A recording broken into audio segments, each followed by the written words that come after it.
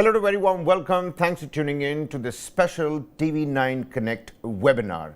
समझदार बनो, सेहत के इशारे समझो. And it's important we talk about this because India is currently sitting on a ticking health time bomb and we don't even know about it. Nearly 1 in every 4 adults is pre-diabetic. And here's the catch. The symptoms are far too silent, and before we find out, it's already too late, which is why we say, समझदार रहो, सेहत के इशारे समझो. And in this special TV9 Connect webinar, India's top medical experts, we've got 2 of them lined up right here, decode the science, the risks, and the lifestyle changes that can help you reverse this tide before it turns into diabetes. Joining us here on this webinar is Dr. Neeta Deshpande, leading diabetologist and bariatric physician from Belgaum, and Dr. Subhash K. Wangnu, senior endocrinologist at Indraprastha Apollo Hospitals, Delhi. A very warm welcome to both of you doctors. It's time to get informed. We've got a lot of people that are joining us here on the webinar. You can simply raise your hand and we'll get your questions answered right here by these experts.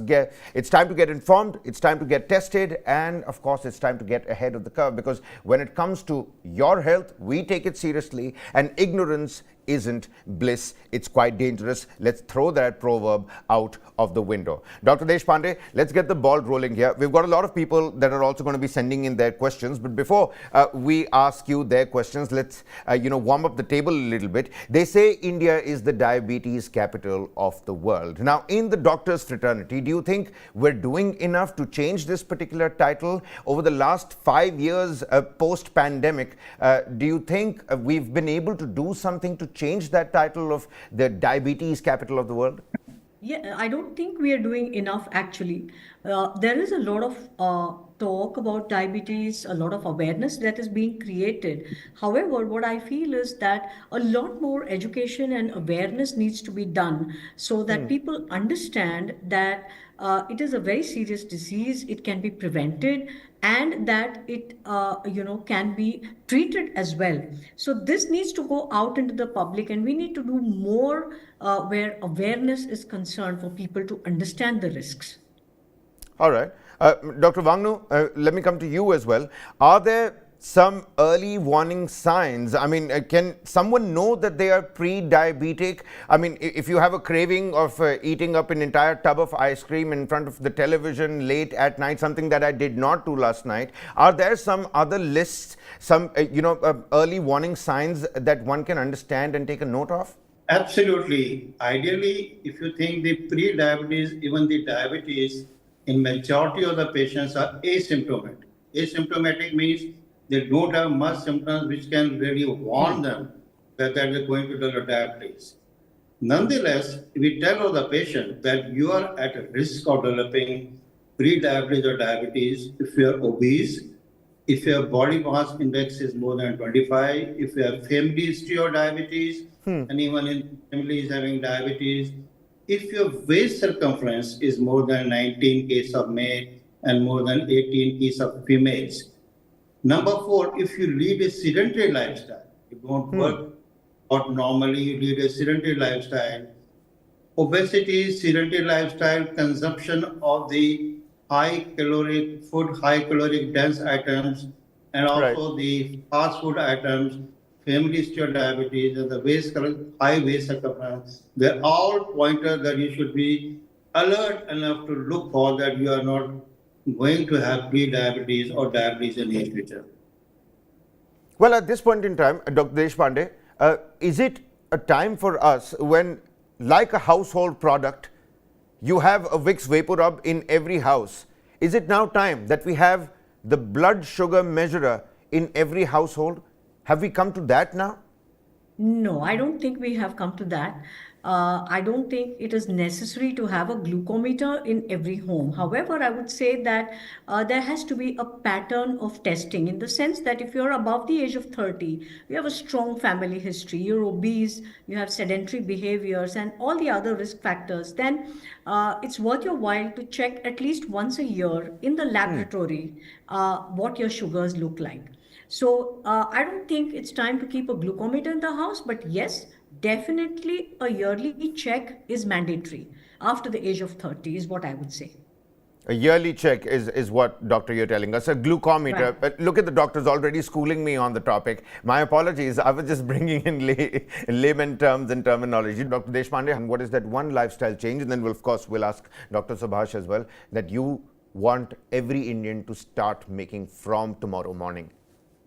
From tomorrow morning, the one thing that I would like them to start doing is start walking, start moving.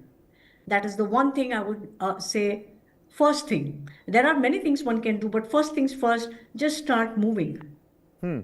What do you say, Dr. Subhash? One change you want every Indian to make, start. Sleep well, exercise well.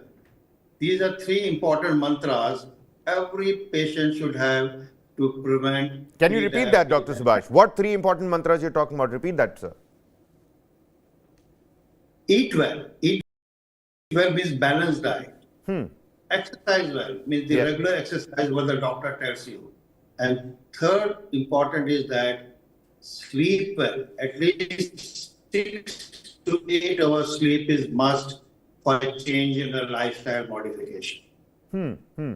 You know what I make of all of this? I hear the doctor saying you got to take it easy. Eat well and just take it easy. Less stress. I think that's also a factor that one should talk about in 2025. Dr. Deshpande, if a patient says, Doctor, mujhe to sugar kam karni hai.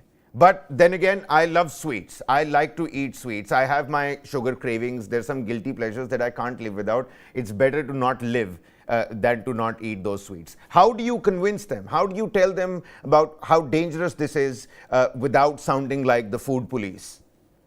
Right. So the thing is that on a lighter note, no pain, no gain. But I would definitely say that one needs to understand the dangers of bad eating behaviors.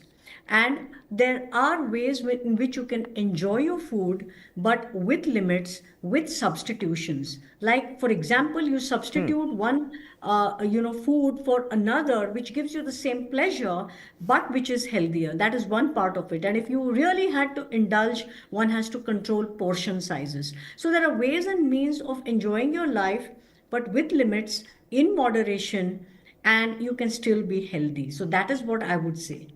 Is there an expert on portion sizes? I think that's where most of us, fall out.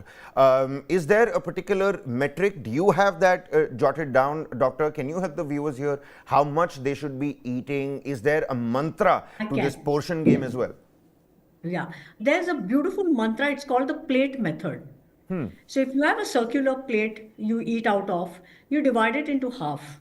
Okay. 50% of it, exactly half of it should be filled with vegetables. The other half, you divide it again into half, so that is 25% each. 25% of it has to be protein, and the other 25% only needs to be the carbs, like your rice, roti, etc. So 25, 25, 50. This mantra, and no second helpings. Secondly, there is a sequence to this. You eat the protein first, the vegetables next, and the cereal, the last 25% last. This is the mantra towards good health, towards preventing diabetes, and towards controlling diabetes as well if you already have it. Why do you say so, doctor? Why do you want us to consume the protein first and then the veggies later? Well, a lot of research has shown that your sugar spikes can be blunted if you follow this particular sequence. All right. The sugars don't rise as much if you follow this sequence. And there is a physiology to it, because proteins do not need as much insulin to get metabolized. And so your glucose does not spike as much if you eat your proteins first and vegetables next and cereals last. So that is the reason that this sequence matters. All right. So on the plate, a quarter goes to the carbohydrates, a quarter goes to the protein, and the rest half, the remainder goes all to the vegetables. And eat your proteins, consume your proteins first. But doctor, that plate does not sound like the buffet plate you see out there in all those events. You can create your own buffet plate. Yeah, Like but then the catch with the buffet is that there are second helpings, and doctor, you said no second helpings on this particular front. That's why I said there's no pain, there's no gain. No pain, no gain. All right, Dr. Subhash, is pre-diabetes reversible? I mean, once you've crossed that line, is it one-way sweet street, or can you turn the tide? Very right. The pre-diabetes the incidence is going like at an alarming pace.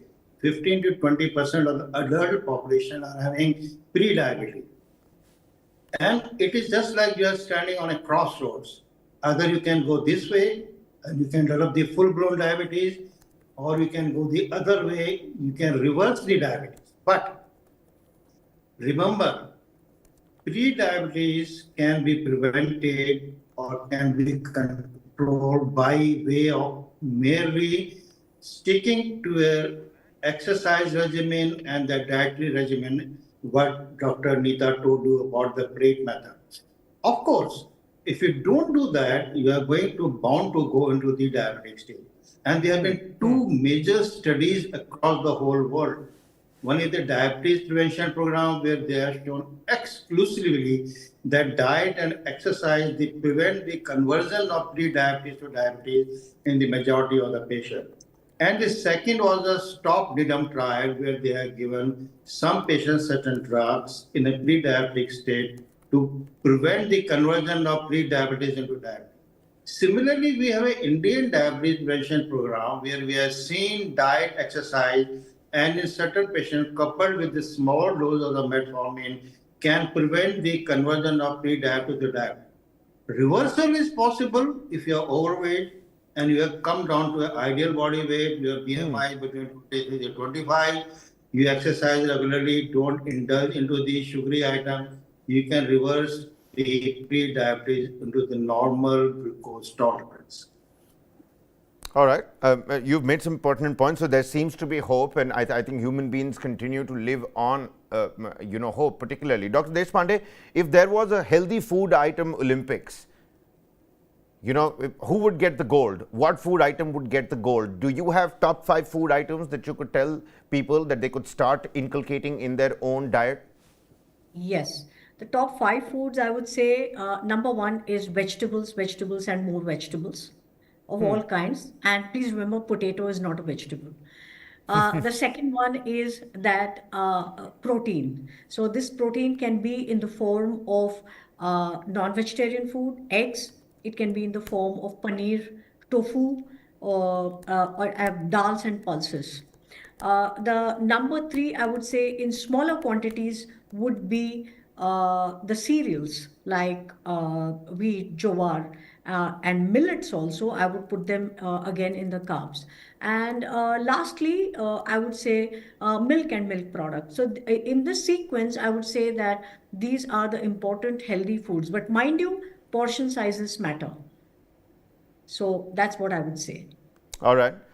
We've got some audience questions as well. I'll just quickly ask the control room to tell us who's there with us on the broadcast here. Would you please unmute yourself and ask your question? Can we put them on air? Mayank is with us. Mayank Pandey is with us. Mayank, can you please unmute yourself and ask your questions? We've got Dr. Subhash and Dr. Neeta Deshpande. They'll take your questions, please. Okay. Hi, my name is Mayank. I'm 40 and I'm diabetic for last 10 years, and my latest HbA1c is 7.2. And my question is, my father is also diabetic and it's been 30 years, and he has a chronic disease called edema, which occurs in the eye retina. So he is going under, routine injection treatment in the retina. So doctor says it's a long-term diabetic disease which occurs after uncontrolled diabetic situation for a very, very long time.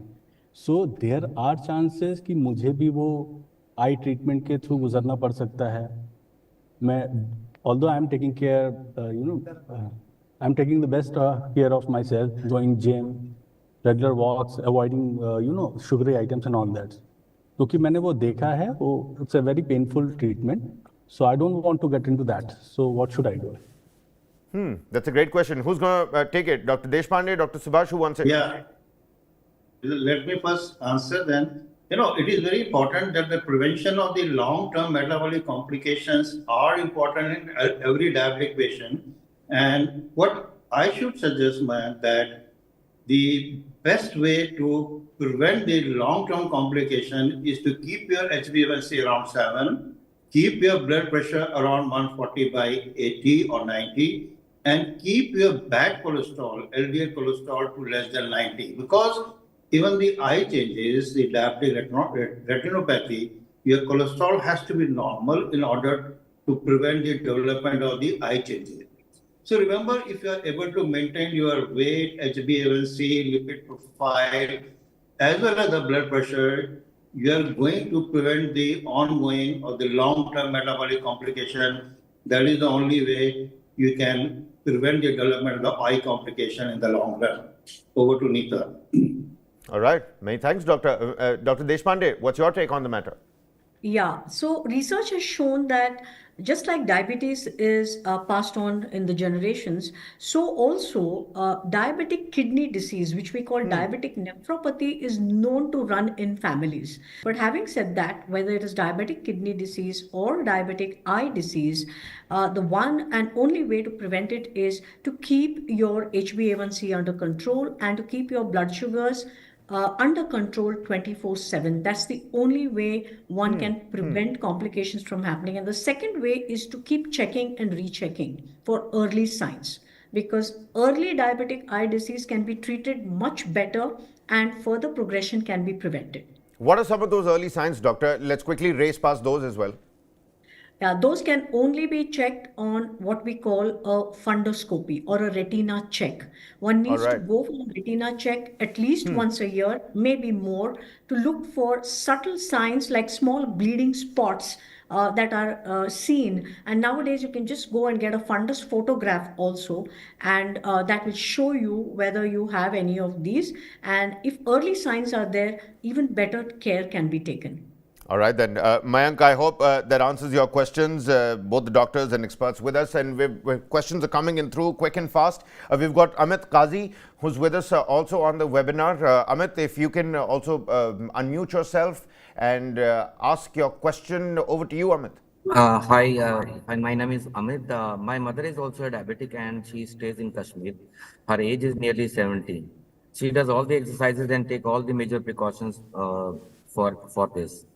How often should I check her blood sugar levels and what are the target ranges I should aim for?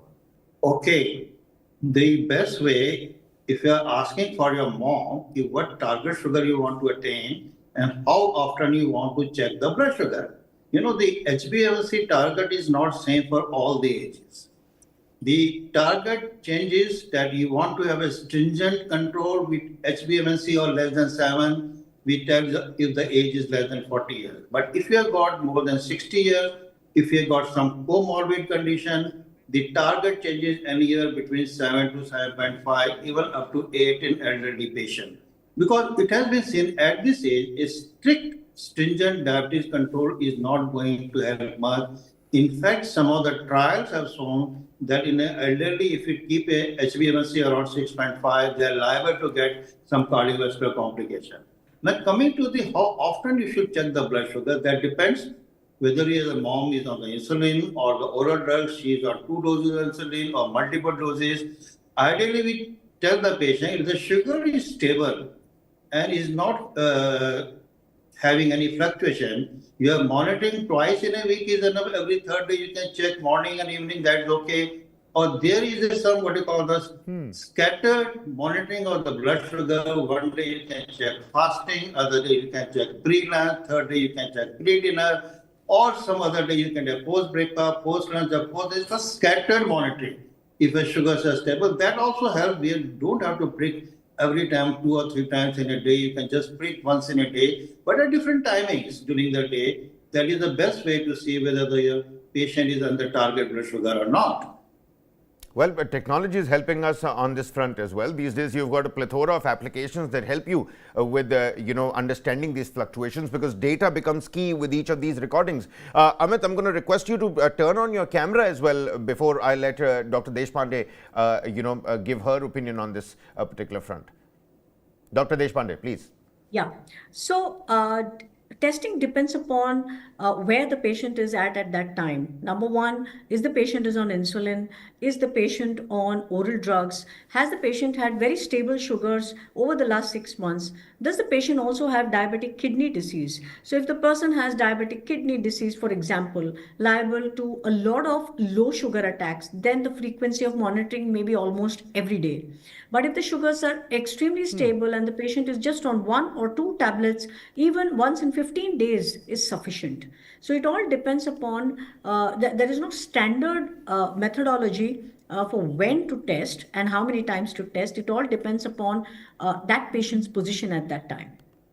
All right, so timing becoming of key significance here. All right, we're going to continue to take some of those audience questions as well, but let's bring back some of my own question back. All right, I'm being told that Abhishek is with us on the broadcast. Abhishek, can you please unmute yourself and also turn on your camera so that we can broadcast and bring you really onto the table? It's going to be great to have your face on this webinar as well. What's your question? Over to you, Abhishek. Please पूछिए.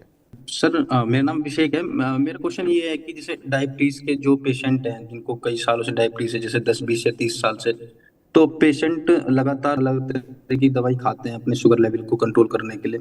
तो जैसे बाकी दवाइयों के side effect देखे जाते हैं कि लॉन्ग टर्म में किडनी पे इफेक्ट पड़ता है या फिर लीवर पे इफेक्ट पड़ता है, क्या मेटफॉर्मिन या एक्सपायर्ड जो भी डायबिटीज के लिए दवाइयाँ हैं, इंसुलिन है, इन लॉन्ग टर्म्स लेने से क्या इनके भी साइड इफेक्ट होते हैं? Well, that's a great question, Dr. Subhash. Dr. Deshpande, who wants to take this hot potato? It's a great question. See, people have a lot of sort of a wrong conception about the metformin. They Google it, they see that the metformin has got a lot of side effects. But remember, metformin is the only drug which has been time tested, the oldest drug, and has very good metabolic actions on all parts of the body. So what I will tell you, you should not worry if you are taking long-term metformin, as long your estimated glomerular filtration rate is above 60. You know, depending on the kidney function test, eGFR is very easy to calculate to the apps on your mobile smartphone. If it is more than 60, if you are taking even metformin for decades together, you can continue metformin without any problem. But as long over a period of time when the eGFR starts decreasing over a period of time, less than 60, between 45 to 60, or less than 45 or less than 30. If the GFR goes less than 30, metformin should be stopped immediately. It is contraindicated. But anywhere it is between 45 to 60, you can take the metformin on the half that dose. But as long you are maintaining your renal function, the renal function tests are normal, the GFR is more than 60, you can safely continue metformin even throughout your life. All right. Dr. Deshpande, do answer Abhishek's question, but, from what I understood, it seems like there's a lot of ifs and buts. Will I have to always carry this manual of ifs and buts when I'm trying to understand diabetes? I know it's a long journey. It will educate me on the way as well. But seems like too many ifs and buts, too much of medical terminology at play. Is the layman out there even aware of all of this? Well, the layman need not be aware fully of all the nitty-gritties of which drug can be used when. There are doctors for that. What they need to know is when they need to go and check, when they need to go and see the doctor, and what they need to do with their lifestyle. But having said that, coming back to metformin, I would like to say that metformin is one of the safest drugs that mankind has ever known. It's been around for more than 50, 60 years. It has been shown to be helpful not just in diabetes, but in PCOS. Some people say it increases longevity, anti-aging, anti-cancer effects, and so many other things are there with metformin. There's evidence for all of that.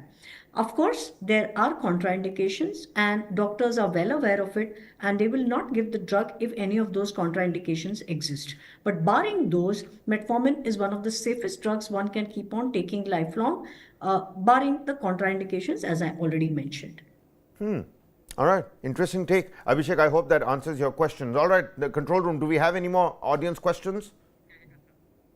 All right, Kehkasha is with us. Kehkasha, please, can you unmute yourself and turn on your camera? We're going to beam your pictures live on this webinar. You can ask Dr. Subhash with us, Dr. Deshpande. The table is certainly warm. Kehkasha, can you hear us? Over to you. Yes, sir. Please, अपना सवाल पूछिए. जी, तो मेरा question है कि social media पे हम कई सारे ट्रेंड देखते हैं, जिसमें एक ट्रेंड मैंने देखा था अभी हाल में कि नीम की पत्ती के पानी में अगर हम नीम के पत्ती के पानी में अगर हम पैर डाल के बैठते हैं तो उससे हमारा ब्लड शुगर जो है वो कंट्रोल होता है। तो क्या ऐसी ट्रेंड जो है वो हमें बिना डॉक्टर की सलाह के फॉलो करने चाहिए, और अगर इससे ब्लड कंट्रोल होता है तो कैसे होता है? Kehkashan, first and foremost, I thank you for asking this question even before the doctors do, because this is a very important question. From real to reality, so much of prescriptions are being meted out on social media. So Kehkashan has a major and important point. What do we do here on this front? So, Kakasha, I will tell you, I told earlier also that our social life is totally not dependent on so many of the social media apps, whether it's Googling, WhatsApp, everything. And I will tell you one thing, this has spread so much of misinformation and the misconception among the minds of the people that they start treating themselves based on the Google knowledge. And sometimes the patient comes to my OPD, they tell, doctor, can you give me this medicine I read in the Google? Then I tell the patient, okay, take your treatment from the Google, why you come and taking my advice? All these alternative methods of controlling blood sugar, which are very prevalent and widely being popularized in the social media, are not scientifically based. You told me that dipping your hand in the neem water will control the blood sugar. Absolutely not. Blood sugar is a disease which has got certain underlying etiology. It is an autoimmune etiology. Only the lifestyle changes, the medicines will be able to control the blood sugar. Of course, there are certain alternative medicines which are shown to be as a dietary adjuncts along with the medicine your doctor is being prescribed. Like people say, fenugreek seeds are important. High fiber intake is sometimes very important. So these are some scientifically based alternative medicines in Ayurveda also, but it is not as a curative or the treatment aspect. It has to be taken as a dietary adjunct along with your doctor's medical advice. Well, great word. Dr. Deshpande, do you have a social media account? These days, I see a lot of doctors making use of social media, and I wouldn't use the word exploit. Everybody's doing it for that political mileage and, of course, a commercial business. But what is your personal take on this front? My personal take is that doctors like us should use social media for creating awareness and education. I wouldn't call it exploitation, like you said. Having said that, to answer the question that just came in, the answer is that all that is herbal is not entirely safe. So one has to proceed with caution. That is number one. Secondly, the problem is that a lot of people start to take this and then do not monitor their blood sugars and stop taking the drugs that the doctor gave them. And this puts them in a very, very risky position because they think that the herbal thing is working and they have stopped these and they are not monitoring. So I would say proceed with caution, keep monitoring your blood sugars, and then see how it goes and disclose to your doctors what you are doing, because there could be a lot of interactions between that herbal medicine and what you are taking. Well, that's a great word. Kehkashan, I hope this answers your questions as well. Ashok is now with us on the webinar. Ashok, please unmute yourself. Please turn on your camera. It seems like the snowball is going, it's getting bigger. I hope the docs are having fun with us on the broadcast as well. Ashok, please ask your question. Hi, Doctor. Doctor, my question is like, I'm 45-year-old and I'm a diabetic too. So recently, probably a couple of weeks back, I got the, blood sugar test done. The HbA1c was about, below 6.4 to 6.5. So I am taking this, glycepride plus metformin combination Debunking. So just wanted to check, is it advisable to take the continuation of the tablet, or should I, discontinue it, or should I consult my doctor? What do you suggest, doctor? That's my question. All right, doctors, who wants to take this one? All right, Dr. Subhash, go ahead. So you have, first of all, congratulations. You have maintained your HbA1c very good, and you have to keep it up in the future also. Don't change your medicine. Don't stop your medicine. But you have to be on the regular follow-up with your doctor, because what happens, diabetes is a progressive disorder. This HbA1c, which is very good, excellent right now, may not be the same after a period of 6 months or 1 year or 2 years. So you have to be in the regular touch or the regular follow-up your doctor, because diabetes is a progressive disease. You need to have some modification in your treatment schedule over a period of time by checking your blood sugar frequently, checking your HbA1c every 3 to 6 months, and taking the advice of your doctor every 3 to 6 months, so that you are able to keep the HbA1c on the target below 7 over the long period of time. So this is very important, regular follow-up and keeping in touch with your doctor. Otherwise, sometimes you'll land up with a high HbA1c suddenly after a couple of years, and then you'll say, why I was not very curious, very cautious about seeing my doctor regularly and doing my monitoring regularly, right? All right. Dr. Deshpande? Yes, so that's a very good thing that the blood sugars are coming down. So when blood sugars start to come down, doctors do something called as de-prescribing. That means reducing your medications based on your blood sugars. But please remember, just as prescribing is done by doctors, de-prescribing also should be done by doctors and not by patients themselves.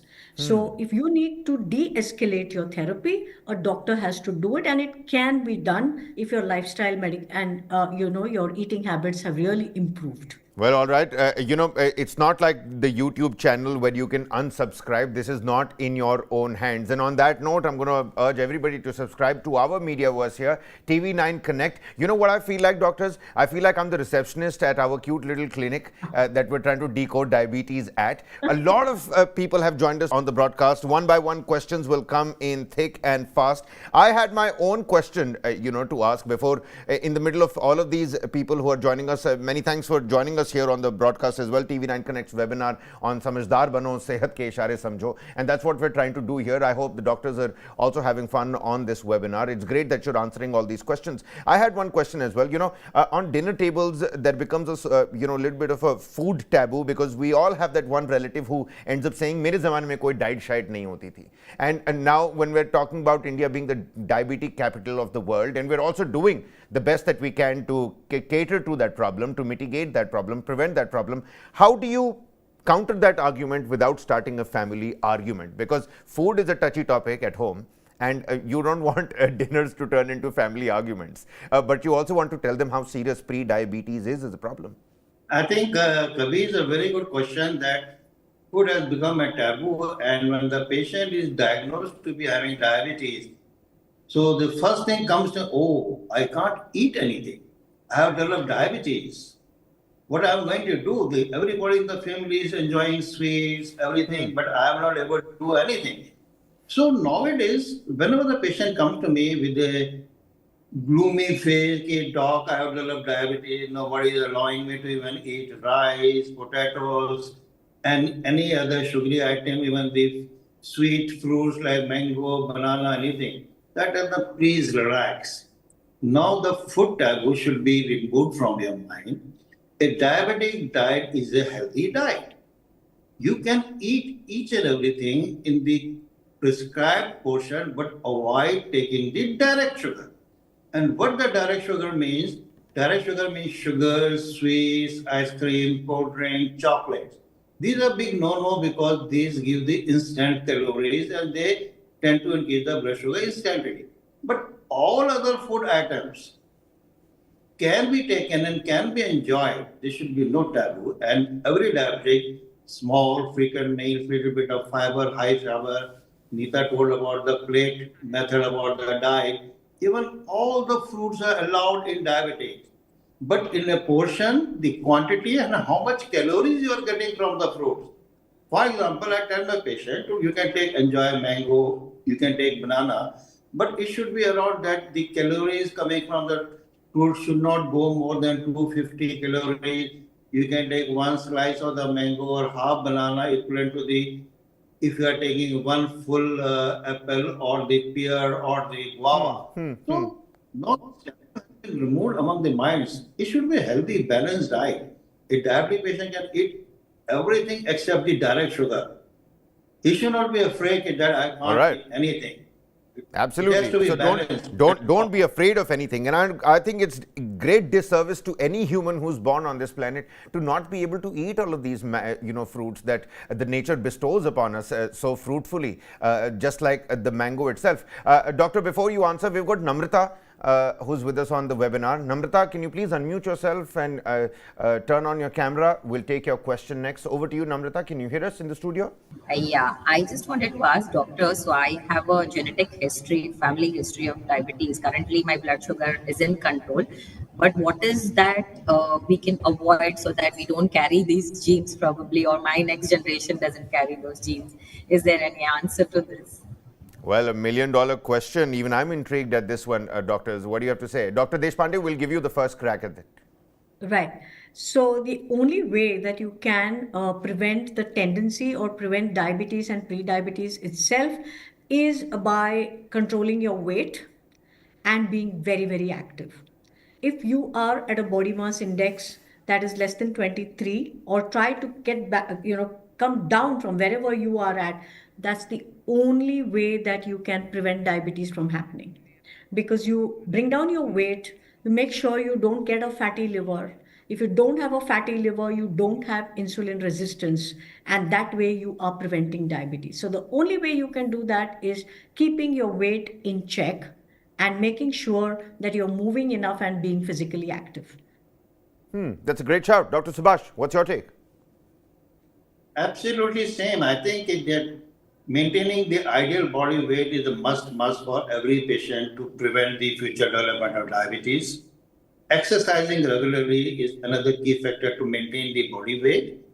And regarding the diet, I always told you that try to avoid the direct sugars, the high calorie dense food items, the fast food items, if you want to even able to maintain body weight and prevent the development of diabetes in the near future. Diet, exercise is an important key factor in controlling or preventing the diabetes in the near future if you have a family history of diabetes. And second thing, what I told, the waist circumference, it is not the BMI alone or the weight and BMI alone. Now we are taking the quantum of the fat deposition around the belly, which is a bad metabolic fat. Your waist circumference should not go more than 80 centimeter in case of female. And if you are able to maintain that, at least you are going to have a healthy, even if you are overweight BMI, you can be having a healthy obesity. And even if you are normal BMI, you can be having normal BMI obesity with bad metabolic fat. It is very, very important where the fat is. Bad fat is in the liver, in the pancreas, in the heart, even in the brain. It is called ectopic fat, which is really bad for the future development of diabetes. If you are able to cut down or reduce the fat around the liver, around the pancreas, around the heart, you'll be able to prevent the future development of diabetes. All right. What a great riveting discussion we're having. Like I've been saying, I feel like this is already turned into the TV9 Connect clinic, and people are coming in fast and through with their questions. But I think we'll have to stop at that. If I could simplify what we've discussed over here is that there is always a glimmer of hope. You can always get yourself tested and checked. There is no need to get anxious or panicked at any point in time. Just keep a tab on your waist, keep a tab on your diet. And the doctors have already said that the first thing that you should start doing tomorrow is to start walking. Thanks to so many people that have joined us here on the TV9 Connect webinar, Samajhdar Bano, Sehat ke Ishare Samjho, because it's important we continue to answer these questions and continue to identify what our body is also trying to tell us. Dr. Subhash, Dr. Deshpande, many thanks for joining us here on TV9 Connect. We're going to continue to talk about various other topics, ladies and gentlemen, here, right here on TV9 Connect. Samajhdar Bano, Sehat ke Ishare Samjho. Next time, this time it was diabetes. Next time it's going to be another set of expert panelists. We're going to pick up something totally different, because our health is in our hands, but it's also important that we continue to talk about this. Many thanks for watching. We'll catch you up again.